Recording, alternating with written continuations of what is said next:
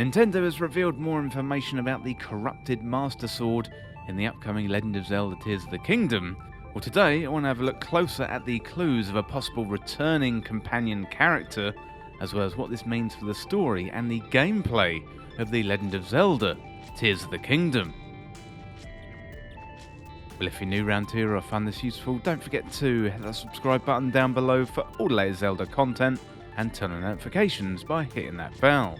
Well, before we get into it today, let me know in the comments what you think about that corrupted Master Sword, plus what do you think this means for the story in Tears of the Kingdom.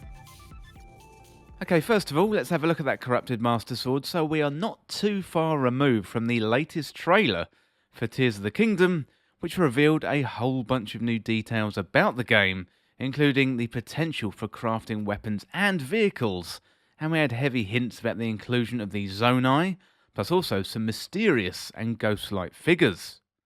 Well, another thing was also revealed, but not in the trailer itself.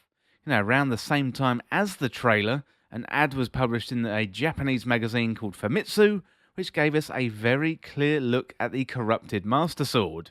So we've seen this before in the Delay trailer, put out alongside the Delay Apology back in 2022. Then we saw Link holding the corrupted Master Sword, and we've been speculating ever since what happened to it. Well, the latest trailer for Tears of the Kingdom gave us a clearer look at the attack on Link and Zelda.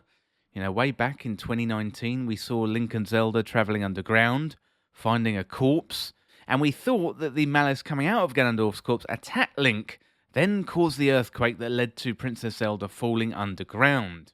Well, in that latest trailer, we get a much better look at this attack, where we can clearly see the malice bursting out of Ganondorf's chest and lunging towards Link like it has a life of its own.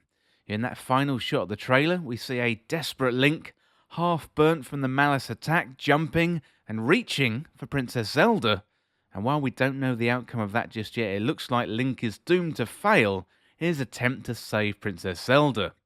What that means for Zelda's immediate future, we don't know, but we can see the burn damage on Link's arm. We're assuming that the Master Sword is also caught up in the attack, which leads to its corruption and also the corrosion. Well, looking closer at the Japanese Famitsu magazine, we can clearly see half the blade has been melted away, leaving what looks to be a dagger rather than a sword. Fans have translated the Japanese text found on the ad, and it reads, "The Master Sword corrupted," and some smaller text on the ad indicates the Master Sword will be going through a major transformation in the game, leading us to believe a major part of the story in Tears of the Kingdom will be restoring our beloved sword to its former glory. There's also been conflicting translations in the community as to whether the Master Sword is corrupted or decayed. I'm not a Japanese specialist myself, so if you can read this text, I'd be really interested in your opinion. Well, next up, let's have a look at what this Master Sword corruption might mean for the story in Tears of the Kingdom. Well, given that we can see the Master Sword is corrupted, that could indicate a returning companion character for Link, and that companion is Fi from Skyward Sword.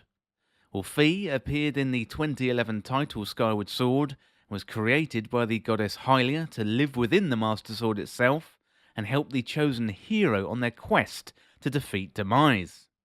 Well, at the end of Skyward Sword, Fi leaves Link behind to reside within the Master Sword itself, and it is returned to the Temple of Hylia to wait for the next hero who needs the Master Sword, and the implications here are that Fi has always lived within the Master Sword itself for every version of Link, always helping against the battle against evil, and more specifically Ganon. Well, Fi was heavily featured in Skyward Sword, but we haven't really heard much about her since. In Breath of the Wild, Nintendo did leave a few clues as to her existence within the Master Sword. So Princess Zelda references a voice in the Master Sword and asks Link if he can hear it too. After defeating Calamity Ganon, Zelda mentions she can no longer hear the voice inside the Master Sword, assuming because its her own power has dwindled over the past 100 years, and she accepts that fact. Also, when you complete the trial of the sword, the Master Sword glows, and Fi's sound effects from Skyward Sword can be heard.